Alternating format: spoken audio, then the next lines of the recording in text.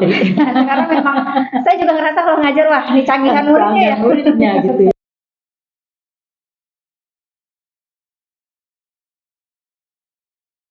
Assalamualaikum warahmatullahi wabarakatuh. Jumpa lagi dengan saya Putri di podcast UIA Mantap, podcastnya mahasiswa Magister Teknologi Pendidikan UIA. Pada kesempatan kali ini saya akan ditemani oleh narasumber hebat kita. Beliau merupakan seorang guru yang kurang lebih sekitar 23 tahun mengabdi di dunia pendidikan.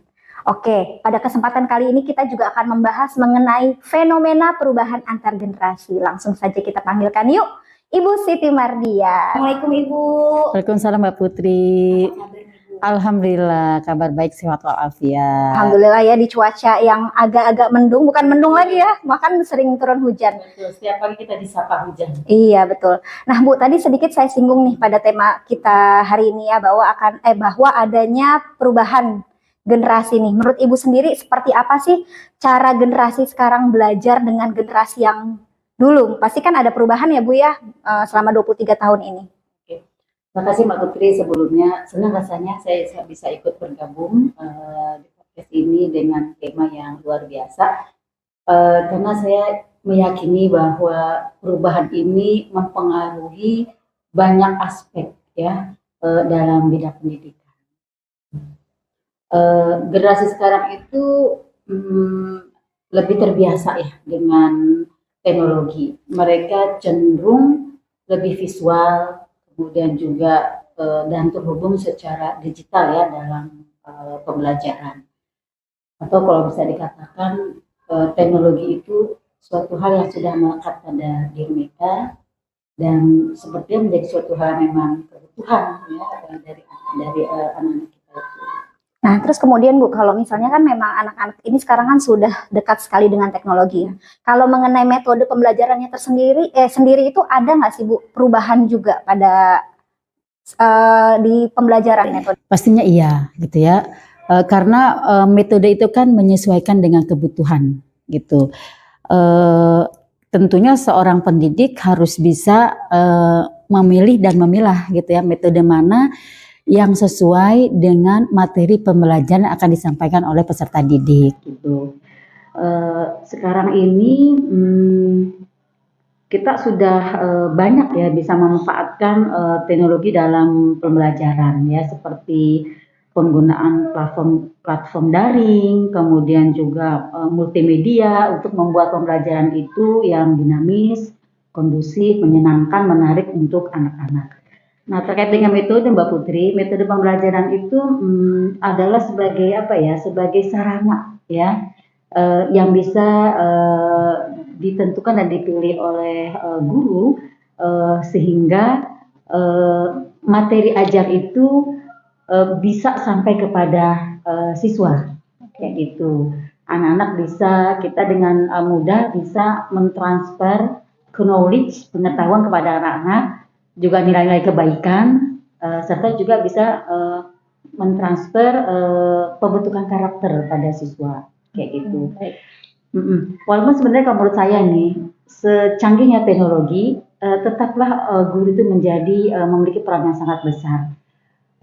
Karena teknologi, semaju apapun teknologi, tidak bisa menggantikan peran guru ketika guru tersebut menanamkan karakter kepada anak. Pendekatan dari hati ke hati itu lebih mengena gitu ya. Walaupun juga kita tidak menafikan teknologi itu memang sangat penting. Teknologi membuat pembelajaran menjadi lebih efektif. Gitu.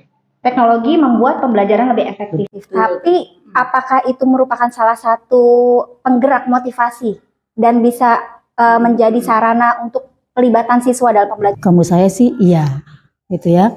Karena siswa menjadi lebih termotivasi dalam pembelajaran karena mereka merasa kok terhubung ya dengan materi pelajaran melalui teknologi.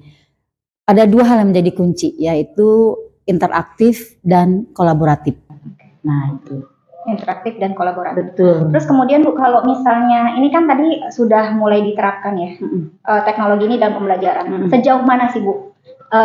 Ibu sendiri nih sebagai guru menerapkan itu di dalam pembelajaran sejauh mana? Iya, Misalnya ya kita bisa menggunakan simulasi atau game edukatif yang membuat pembelajaran menjadi bermakna, kemudian keterlibatan siswa itu menjadi lebih banyak ya, dan menjadi menarik bagi siswa. Ya, sekarang kita nggak lagi zamannya teacher sentris, tapi menjadi student sentris. Guru lebih kepada fasilitator, tapi keterlibatan aktif siswa itu yang diharapkan pada proses pembelajaran. Jadi lebih banyak interaksi siswa dengan siswa, guru menjadi jembatannya, jadi fasilitatornya. Disitulah nanti anak-anak akan lebih banyak mengeksplor kemampuan dirinya, diberikan juga ruang dan kesempatan untuk bisa menunjukkan kemampuan personalnya, dan juga anak-anak menjadi terbiasa untuk tidak kerja sendiri, tetapi kerja dalam tim. Nah, itu yang disebut dengan kolaboratif tadi, gitu. Nah, itu kedepannya itu tuntutan zaman seperti itu. Nggak lagi bekerja personal, tapi kerja tim. Nah, makanya pembiasaan dan pembentukan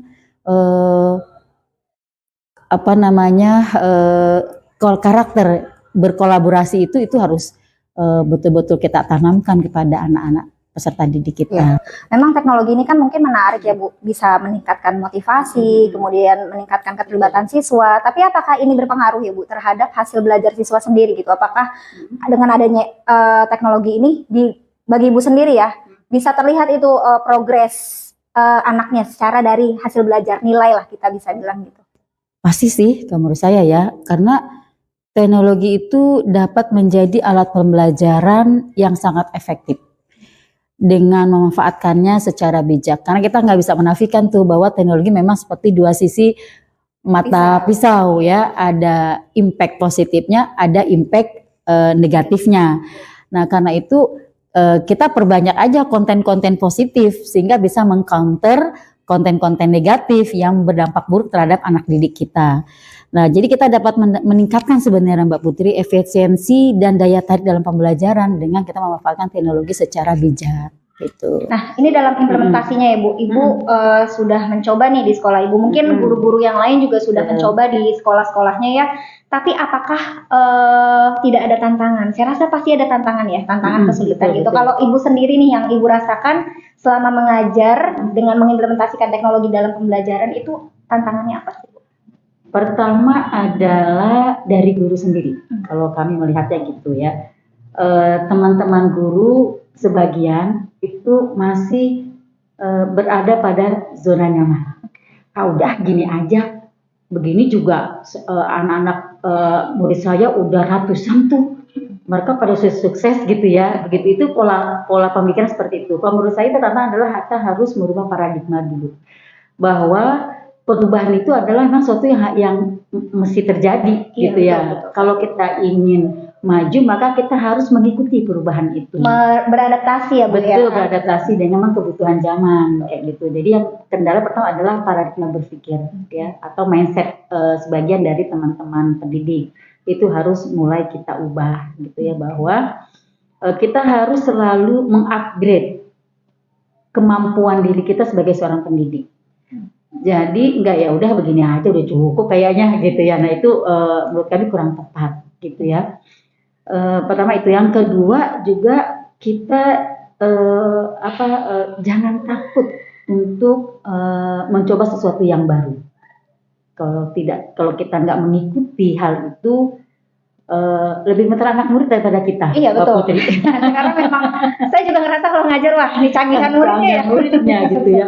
Ini pengalaman saya Mbak Putri. Jadi suatu ketika saya memberikan anak-anak suatu proyek gitu ya, proyek dengan tema waktu itu temanya kalau saya mengajar pendidikan agama Islam, jujur dan mendapati janji. Kami berikan kepada anak pilihan. Anak boleh bikin yuk proyek dalam satu kelompok kecil, satu kelompok isinya 4 sampai 5 orang gitu. Kalian boleh membuat proyek itu dengan membuat drama yang dengan pembuatan video ya secara manual, boleh juga dengan animasi. Ternyata anak-anak lebih tertarik membuatnya dengan animasi dan hasilnya di luar dugaan saya bagus-bagus hasilnya gitu ya. Terus mereka sudah menceritakan proses pembuatan sampai jadi, dan disitulah kami melihat bahwa kalau guru nggak mengejar ketinggalan ini, ya kita bisa ketinggalan nih dengan murid-murid kita gitu ya. Mereka tuh lebih lompatannya ternyata lebih jauh gitu. Karena sebagai digital native ya Bu ya. Betul gitu. Nah makanya ya kita harus mau gitu ya, seperti itu. Dan memang belajar itu bukan bisa dari berbagai sumber kan. Kita bisa belajar dari siswa kita sendiri gitu ya. Kita juga bisa belajar dengan teman-teman rekan sejawat kita gitu ya. Jadi yang inti sebenarnya adalah merubah paradigma berpikir kita bahwa kita memang harus melakukan perubahan. Yang kedua, jangan takut untuk mencoba sesuatu yang baru. Mungkin ini statement terakhir nih Bu, closing statement ini saya mungkin minta tolong Ibu nih. Pesannya apa sih untuk guru-guru yang mungkin masih ragu atau mungkin masih takut mengadopsi teknologi ini dalam pembelajaran? Iya. Boleh silakan Bu. Pesannya langsung nih di hadapan kamera ya, silakan. Gini Mbak Putri, tadi saya menyebutkan bahwa pertama kita harus merubah paradigma berpikir kita, mindset kita. Yang kedua adalah bahwa kita harus berani keluar dari zona nyaman. Selanjutnya adalah yang nggak kalah pentingnya adalah kita juga harus aktif mengikuti pelatihan-pelatihan yang terencana, terprogram, berkelanjutan.